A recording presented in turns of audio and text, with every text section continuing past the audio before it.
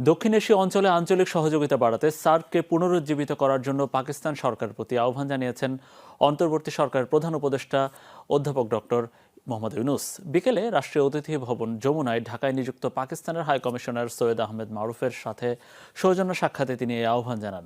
বৈঠকে পাকিস্তানের high commissioner দুই দেশের মধ্যে বাণিজ্য, অর্থনৈতিক সম্পর্ক এবং জনগণের মধ্যে যোগাযোগ পুনরুজ্জীবিত করার প্রয়োজনীয়তার উপর গুরুত্ব আরোপ করেন। সিলন ফ্যামিলি ব্লেন্ডের কড়ালিকার আর সতেজ স্বাদের পারফেক্ট ব্লেন্ডে স্বপ্নেরা মিলুক টানা। হাই কমিশনার জানান, পাকিস্তানের প্রধানমন্ত্রী শাহবাজ শরীফ এবং দেশটির জনগণ বাংলাদেশের সাম্প্রতিক ভয়াবহ বন্যায় গভীরভাবে উদ্বিগ্ন।